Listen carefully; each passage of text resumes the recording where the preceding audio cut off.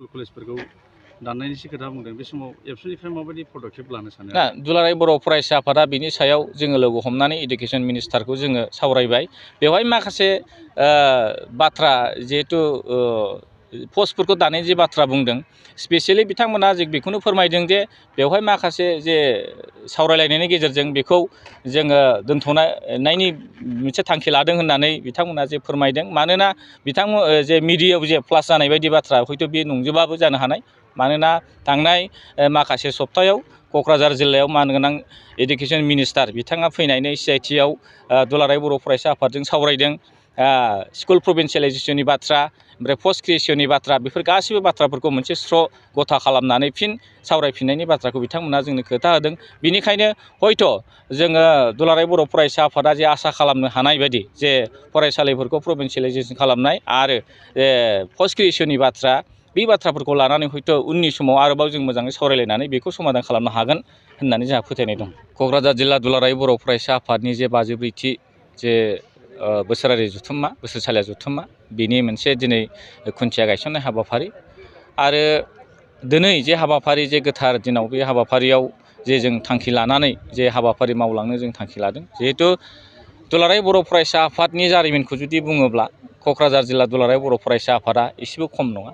मानोना बर' हारिनि सानस्रि सान्थौ आरो गासिबो हाबाफारिखौ दुलाराय बर' फरायसा आफाद एबा बर' हारिया मावदों होनबा क'क्राझार जिल्लानि बिहोमाया गोबां दं।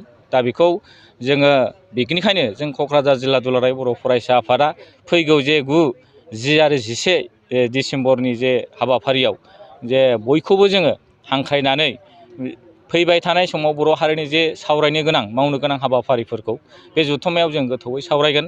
आथिखाल बिटिआर गोरोबथानि सायाव जे मावनो गोनां जे एकर्डनि दफा मथे हाबाफारिफोर गोबां जोंहा बेवहाय सावरायनांगौ दङ।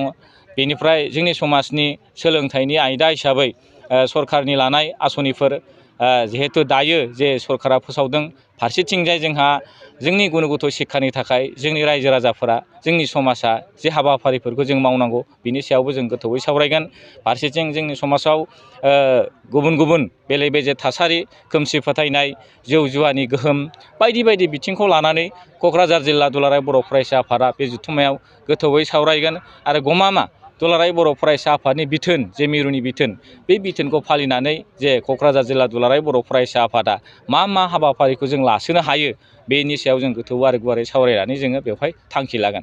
अदेबानि जोंहा बिसेसके मावनो गोनांथार हिसाबै दे दायो जे बिटिआर दफानि गोरोबथा मथे 6.3 थामहिनबा सोलोंथाइनि बिथिङै जे सरकारि खालामनो गोनां जे फरायसालिफोर आरो दायो जे सरकारा फोसावदों जे गासै 10था जे बिटिआर ओनसोलनि जे कलेजफोरखौ सरकारा लानायनि बाथ्रा, बिनि सायावबो गोथौयै जोङो सावरायनानै बबे कलेजखौ जोङो बोरै लांनो, सोलोंथाइ हायारि इडुकेसननि सायाव जोङो बेसेबां जोङो खामानि मावनांगौ दं, बेफोर बाथ्राफोरखौ जोंहा सावरायनो गोनां दं। आरो फारसेथिंजाय जोंहा एकर्डआव लिरनाय बायदि जे जोंनि बिटिआरनि जे बाउन्डारि बियो बारायनानै जोंनि जे बिटिआरनि गोरोबथा मथे जे दफा, बे दफाया लिरनाय मथे जे बिटिआरनि बाउन्डारिया बारायनांगौ, बिनि सायावबो जोङो गोथौयै सरकारखौ प्रेसार होनांगौ बा बे मावनायनि बेलायाव जोङो सरकारजों सावरायलायनानै जों बोरै दाफुंनो हायो बेखौ जों गोथौयै सावरायनानै जों थांबाय थादों। जिहेतु बाउन्डारि बारायनायनि जे प्रसेस बियो सोलिगासिनो दं, खामानिया सोलिगासिनो दं। बे हिसाबै जोंहा गोबां सावरायनांगौ हयथ' दङ। बिनि अनगायै जोङो दायो जे मावनो गोनां जोंनि हाबा हारिमुनि बाथ्रा, जोंनि समाजनि बाथ्रा, बेफोरनि अनगायैबो जोंहा गोबां सावरायनांगौ दङ।